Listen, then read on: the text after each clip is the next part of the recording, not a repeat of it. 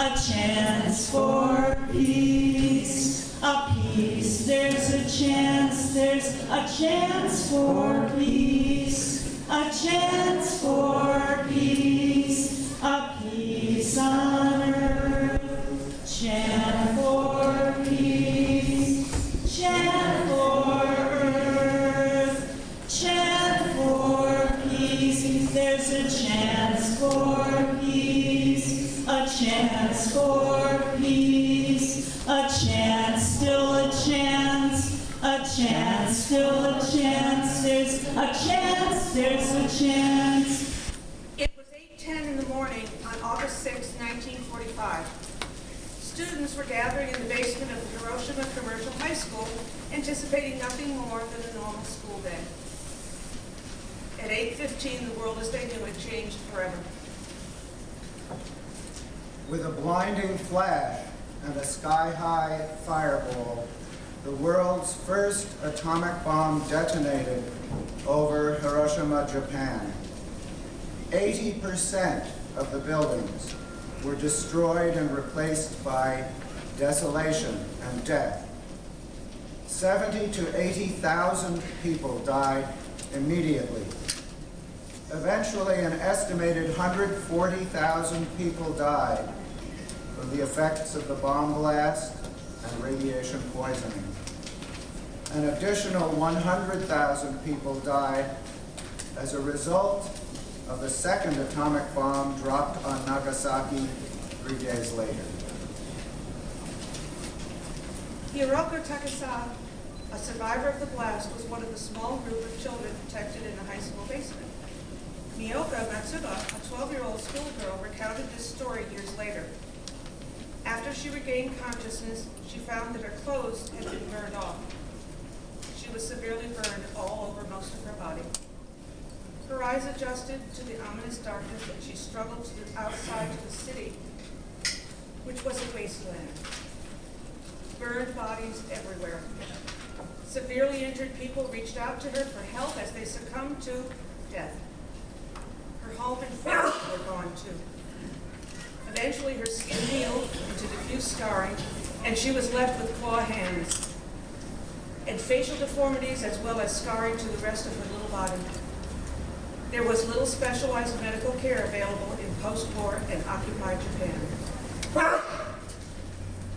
Her plight and that of many other survivors came to the attention of Reverend Kiyoshi Tanemoto of Hiroshima, and subsequently to philanthropist Norman Cousins, a member of the Religious Society of Friends, commonly called Quakers.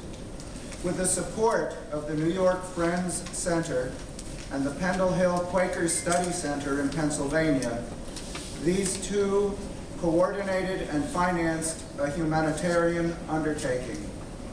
Their goal was to facilitate a physical and psychological rejuvenation of a group of young female survivors. Due to the political climate on both sides of the Pacific, it took years to gain government approval. Cousins and Tanemoto persevered. Finally, the Eisenhower administration granted approval as long as the project was not presented as an act of atonement for using atomic weaponry. Also, the project was not to be confused with any form of government restitution. To engage the Quaker community, C. Frank Ortloff, chairman of the New York Friends Center, posed two questions to the local Quaker community. Would your family provide hospitality for two girls? Would your local Quaker meeting or church take responsibility for a certain number of girls for an entire year, the time for healing? The responsive offers demonstrated Friends' ability to mobilize quickly. Plans were made for 25 young women ages 17 to 31 to come to the United States. The Hiroshima Maidens, as they came to be called, arrived in New York 10 years after the bombing. The press offered a glimpse of the extent of their disfigurements. One had an eye burned out, the nose of another was burned off, and the mouths of many looked like twisted and distorted gashes. The young women were given an opportunity to adjust to life in the United States during a 2-week period at Kendall Hill. All of the Quaker homes to be used were assessed for suitability and to provide a comfortable space. The mother of each family was required to be home during the daytime to provide a nurturing environment for their daughters. Over the course of many months, physicians at Mount Sinai Hospital in New York City performed 125 operations on these women. They rebuilt noses, lips, hands, and eyelids, and changed hopelessness into hope for more promising lives. There were many months of healing from the surgeries, while the emotional healing continued within the host families. The medical care was provided by the hospital, while Quakers and others donated all the other expenses. The entire project was so full of goodwill, love, that it was destined to succeed, and it did emphatically. The project provided environments in which these severely injured women could build and enjoy a sense of kinship with their host families and while their bodies healed. The Quakers and others too numerous to name here worked in concert to bring the project to fruition. The Religious Society of Friends, or Quakers, hold to testimonies founded in biblical teaching and in the belief that there is that of God in every person. These lead us to witness in the world for peace, integrity, equality, and simplicity. Let us reflect in communal silence in the manner of Quakers on the messages and prayers we've been given today. Lay open your heart to hear and respond to the divine. The silence will close with a handshake between myself and Tom Rothschild. You are welcome to shake the hand of the person next to you in friendship.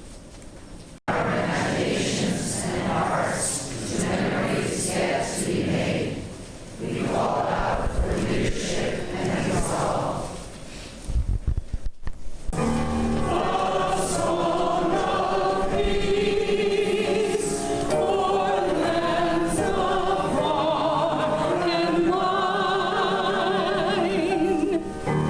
This is my hope.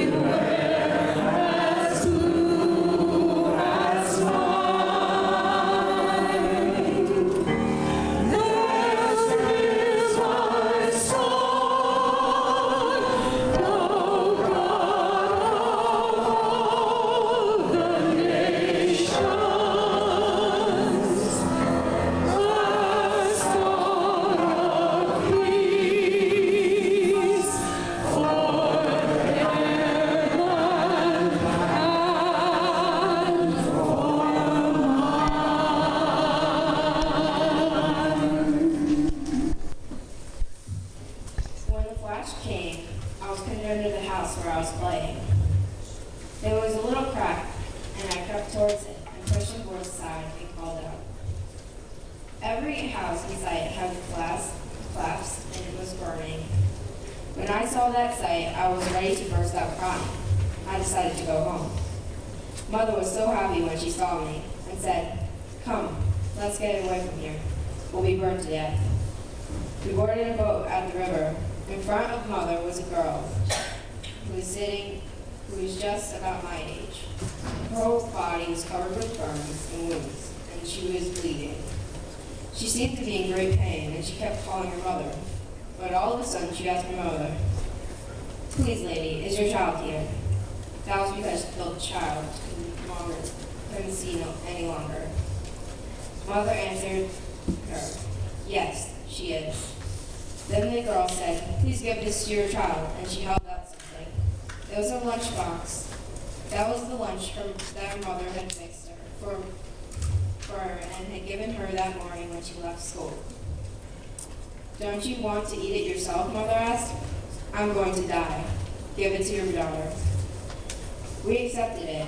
For a while we went down the river, and as the boat reached the sea, that child said, "Lady, I'll tell you my name, and if you should meet my mother, tell her that I am here, will you?" And she said it. And as she said it, she drew her last breath and died.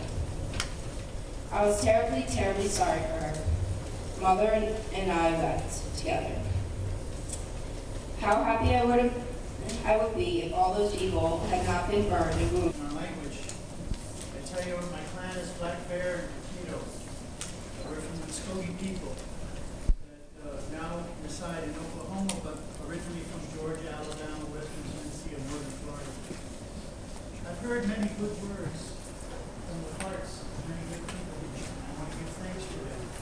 For all the good words and the good actions that help everyone here and outside of this place.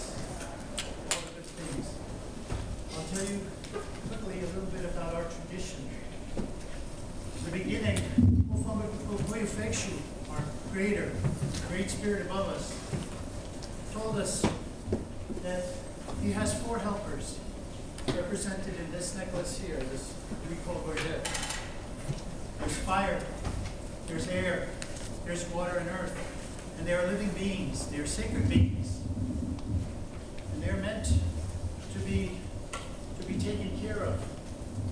They're never meant to be abused. They are the basis of creation.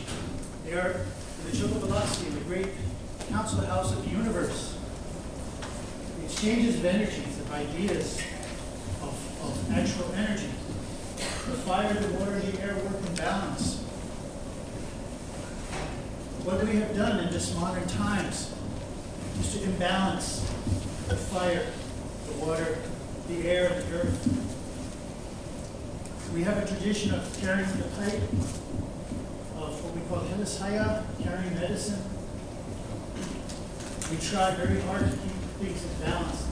In our way, each person is responsible for their action, their thoughts, and their deeds. It is important that all of you people continue to pray hard, because Mother Earth hears the cries of her children, and she reacts. And we see those reactions every day. Mother Earth is alive. We call her Iganajad. We call her Iganajad. We call her sacred, beloved Mother Earth. We have a relationship with her and with all the beings. We have reciprocity with her and all the beings. We have responsibility to her and all living beings. There was a prophecy that said there will become a time when the red, the white, the yellow, and the black people will come here to Turtle Island, and they will bring their ideas together, and they will bring their ways of life together. This Choco-Galaxy, this exchanges of energy in a circle here. And so here we are. We are here. And this is the time when we bring all of that energy, all of those exchanges of ideas, of thoughts. We bring our spirits together. We bring our hearts together. And as we say, this means that because of the unconditional love in the hearts of the people, in the hearts of Creator and the heart of Mother Earth, we can feel our relationship. We can feel our interconnectedness, our interrelationships. And I want to honor all of you by singing a song that talks about those people who are living the life to protect what is good and sacred. We say Dastagani is a warrior, but a warrior of spirit. The warrior is not a killer. A warrior is one who protects what is good and right and just. He protects the widow, the children, protects the land, protects the environment. And in our matrilineal society, we had very few wars. We had no slavery for 1,000 years. We had no insane asylums. We had no genocidal wars. Why? Because the women were running it.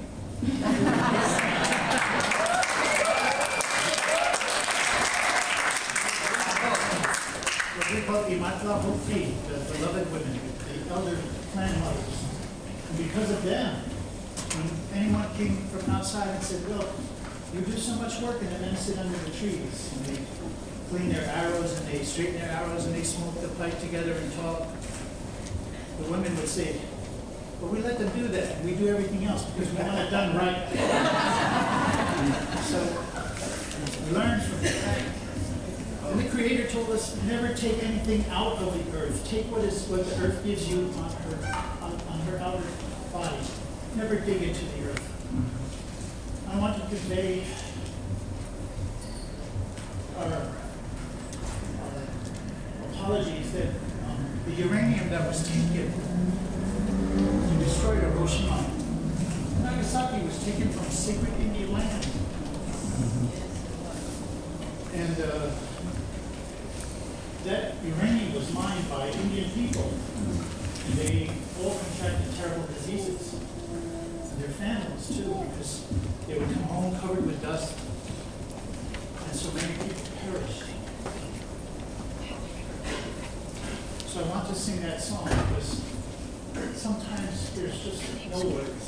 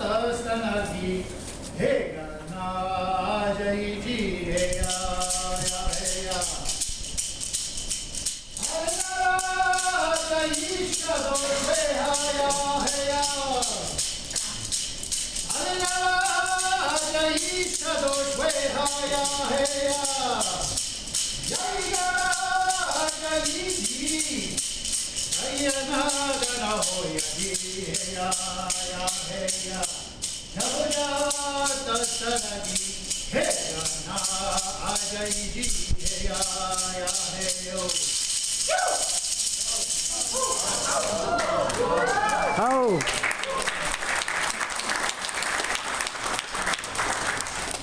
The spiritual warriors here, the people that are protectors of the earth, protectors of the idea of peace. I want to quickly play a piece which we say that the wise person is like the eagle. The wise person is like Lamhi Kafri, the one who can see from a high distance, from a higher place, and can look down upon the small things on the earth and can see everything from a very high place. So this song is about seeing things from a better place, from a higher place, than we are not running around on the ground, just scratching and digging for worms in the earth like the little prairie chickens, but we are like eagles. And our spirit needs to be honored. We need to remember every day that we work hard to keep our spirituality. We keep hard to live in balance with our neighbors, with our friends and family, relatives, all our relations. And it's balance. And balance is not something that once you attain it, it's final. It's a constant work to stay in balance. So we try. We try to make our life like a gyroscope. We never forget our Creator, never forget our Mother Earth, never forget the circle of life all around us. And the center place in our heart, the Figi, this place where it all emanates and all comes back to you. So every breath is a prayer. Every breath is a blessing. Every step is a blessing.